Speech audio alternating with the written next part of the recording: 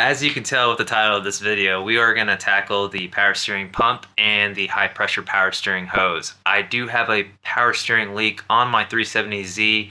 I am just not so sure if it's coming from the pump or if it's coming from the hose itself. These are the parts that I got fresh from eBay. Here's the power steering pump used off of a 2016 370Z. Honestly, it doesn't look bad.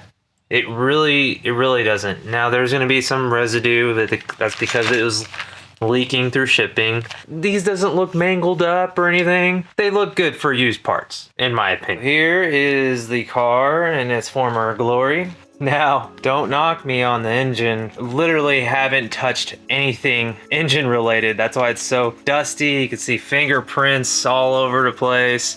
That's probably a booger over there. I don't know. I literally haven't done anything other than just shine a flashlight and inspected it to see if I found any leaks. That's my main concern. Here's your reservoir. It does recommend power steering fluid ATF, not actual power steering fluid. If you use the Nissan power steering fluid, it'll be fine. I know there's a huge debacle over the forums and online. You're like, oh, you're supposed to use ATF, not power steering fluid. And I was like, if it's coming from Nissan, when we replace lines and hoses and stuff at the dealership, they give us a little bottle of power steering fluid. So that's what we put.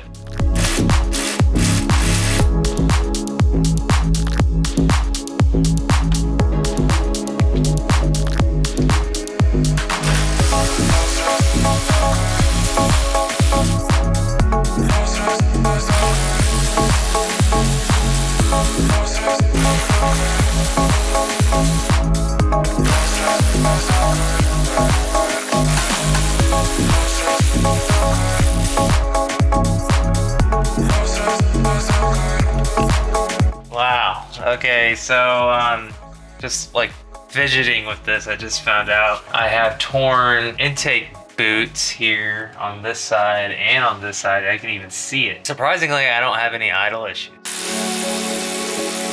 Oh my god, look at that. It's just completely torn.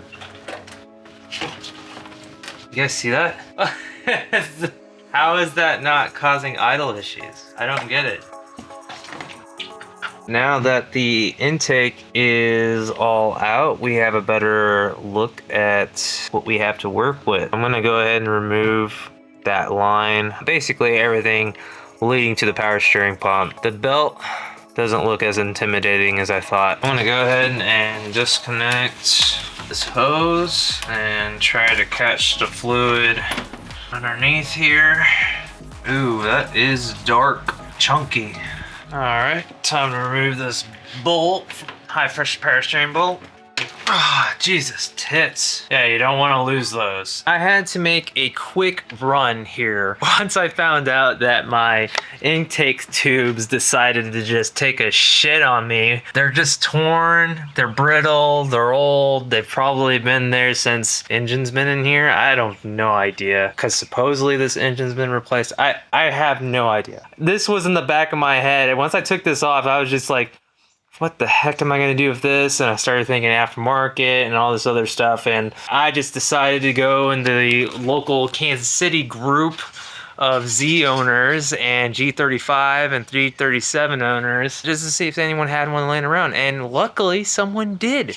So I went and purchased some used G37 tubes. And these things are like mint condition. I'm assuming some of these pieces I'm gonna have to swap over because they're not the same, but the tube itself, from what I've been told, is the same. So just these little end guys I'm gonna have to replace. I guess I'll find out. I am totally getting sidetracked here. I'm so sorry. I'm figuring this out. Yeah, no, this is definitely gonna work. So yeah, basically brand new parts. Okay, back to power steering. Sorry guys, sorry. Still have to remove the high pressure power steering line from the rack. There are going to be some bolts here leading all the way to the rack. that we're gonna have to unbolt. I have to remove the serpentine belt, then start removing the bolts for the power steering bracket to remove the pump. Now, a cool little hack that I learned from Nissan when I worked there at the dealership, if you depress that tensioner, you can slide a screw that lines up with the hole, and when you have that slid in, that tensioner from going back to its resting spot, you should be able to just have enough slack from your little pin there and just slide your belt off. Keep note of the orientation of the belt before you remove it. Next thing to do is to remove the 3 bracket bolts to the power steering pump. Now, obviously this one's gonna be easy, but there's 2 here. In order to access them, you're gonna have to rotate this pulley until there's a hole opening so that you can fit your socket through it. Now, these are 12mm bolt heads. Honestly, you really need a deep 12mm 3/8, and yeah, didn't bring one. Oh, money. Able to get it with a swivel. So it looks like I need a 14 deep socket to get that bolt that's holding the power steering pump in place. Fun fact, you guys, the radiator fans needs to be dropped. I just removed the clips holding the radiator fans, and there's 2 bolts. The reason why it needs to be dropped is because this bolt for the power steering pulley is so long it hits the fan, but when you drop it, it gives it enough clearance to slide that bolt all the way out. Okay, just a little stubborn, but it should just come out like that. We're gonna go ahead and remove the harness from the high pressure power steering hose. And then if you look here, this is gonna be hard for me to even film. I'm going to remove this bolt, clamps onto another line. I have to remove that bolt. I got the line completely out. Now, I couldn't take the whole power steering hose off in one piece. Now I had to take it off separately. What I ended up doing was loosening up all the brackets and stuff underneath the car. It was a pain. I had to put a vice grips on this and a 19mm, and it's so difficult for me to film all this underneath the car. To get better access to all these lines, I ended up taking this little plate off.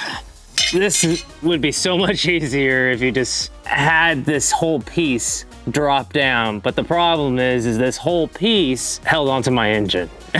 there's a little access hole right here. I was able to disconnect the line from the rack, snake it down this way, and then unscrew the 2 pieces here, and then fish out the rubber hose that way and the hard line down and out and under the vehicle.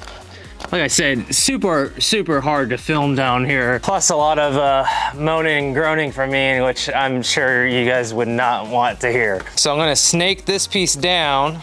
Underneath, I'm gonna put the hard line, connect the 2, tighten the 2 underneath, and then finish with the rest of the installation. I managed to snake that hard line back down to its spot. I left everything loose. I didn't bolt it to the rack just yet. What I wanna do is attach this hose to there, and I remember there's like no room to getting a wrench over here, so having it closer to this side is gonna be beneficial.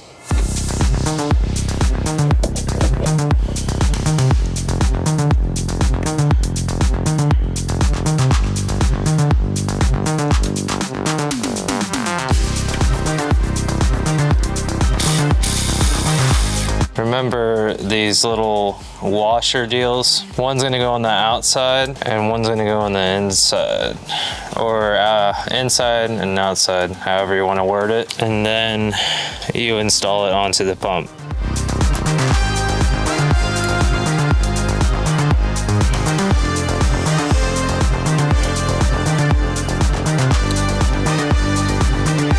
Luckily, nothing really went out of place when putting this belt off, so I was able to just get it back on here, and now I should just be able to slip it on. Drive belt's back on, and then now we can take the tension off of this tensioner. But before I do, what I want to do is make sure this drive belt is in all the grooves. It's an auto tensioner, so you don't need to manually adjust the tension on this vehicle.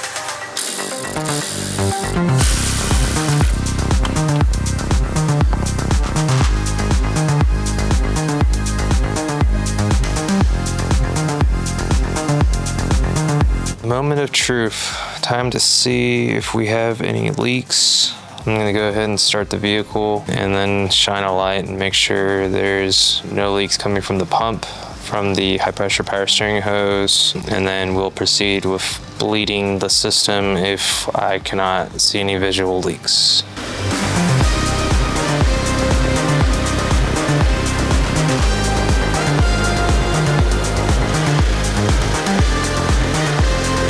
So far, so good. I don't see any leaks. Now, what I'm gonna do is proceed by bleeding the system. I'm gonna crank the steering wheel all the way to the left, all the way to the right, and repeat that process. And then top fluids off, wait till it gets to full operating temperature, keep on repeating the process. I'm looking for a way inside your mind. It's a haze of mysteries.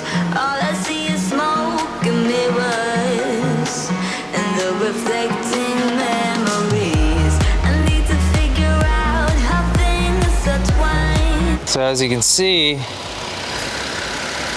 fluid's still good. I still don't see leaks, which is a good sign. I'm very surprised because normally things don't go smoothly. I'm probably gonna take it for a test drive. That's it. Nothing to it. This took way longer than I thought. It's probably like a 3.5 to 4 hour job, especially when you're not using a lift. But you can get it done. It's just gonna take you a long time, so definitely plan ahead of time if you're gonna tackle something like this. Anyways, I'm gonna see you guys in the next one. I got more stuff to this thing. I gotta do a lot more maintenance, so I'll see you guys on the next episode. Peace.